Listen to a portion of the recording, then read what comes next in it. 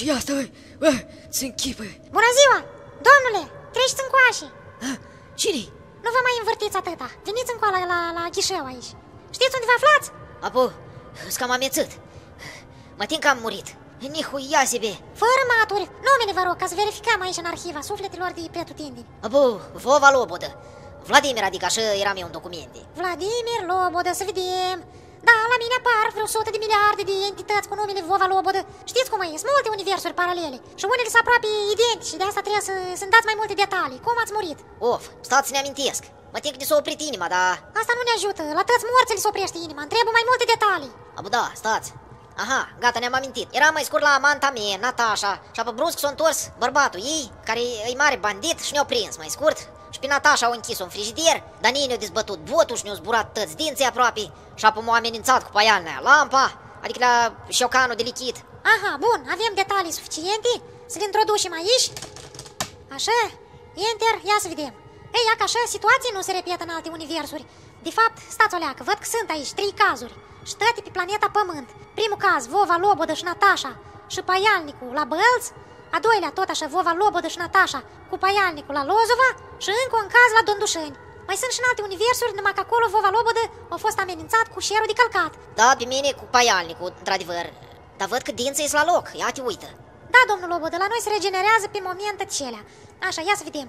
Soțul Natașei, Colea, cunoscut în cercurile criminale drept Colea Cotlovan, v-a dezbătut dinții și apă v-a amenințat cu șocanul de lichid și nevoastră ați fugit pe scări, v-ați rostogolit, ați făcut infarct, un vecin a chemat salvarea, pe drum spre spital ați intrat în comă, v-a mai ținut 3 zile pe aparate.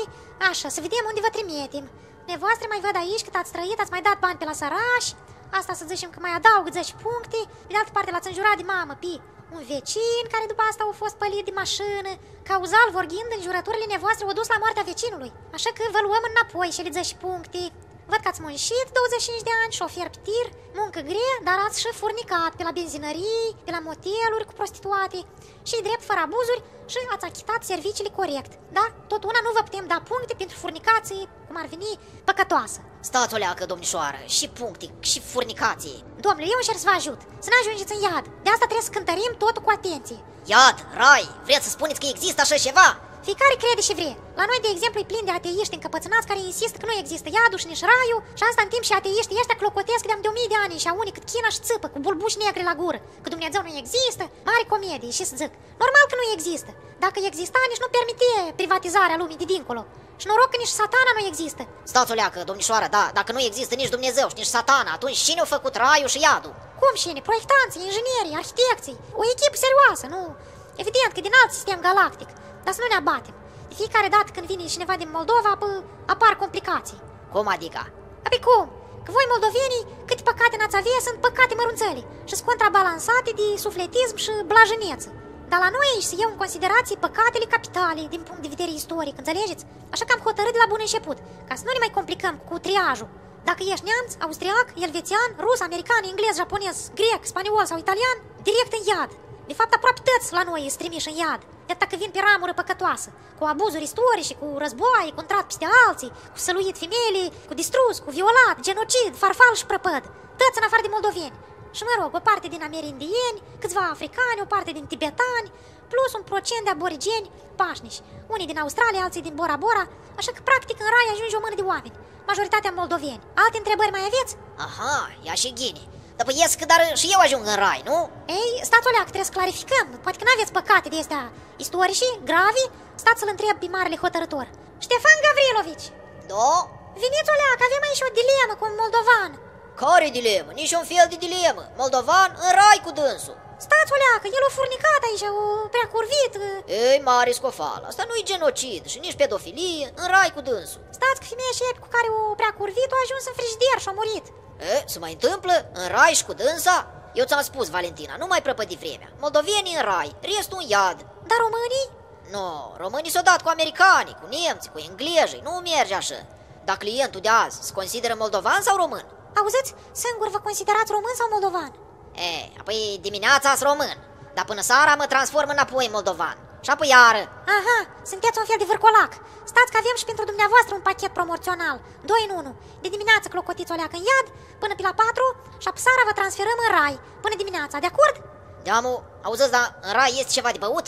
Dar cum, avem apă, campot, siropuri felurite, sucuri, buratino sau Baikal pentru nostalgie, suc de roșii, suc de miere. Nu, eu mă refer la gin, coniac, vodcă ceva. În rai, maxim vă putem oferi un kvas, nu mai mult. Auziți, dar în iad, măcar o biere este? Ei, of, să înșepe și vă credeți în povestea cu Ivan Turbinca? Iadul iad, păstrăm protocolul, jupuială, clocoteală, iar jupuială strochit cu oțet, dăvălit prin sare, prin steclă bătută, rupt în bucăți cu caii, ori cu tractoarele și asta zilnic, și apă vă regenerăm și iară, jupuială și tot așa, 3000 de ani până la următoarea procedură, așchia eternă. Poftim? Așchi sub unghii, 2000 de ani și poftim.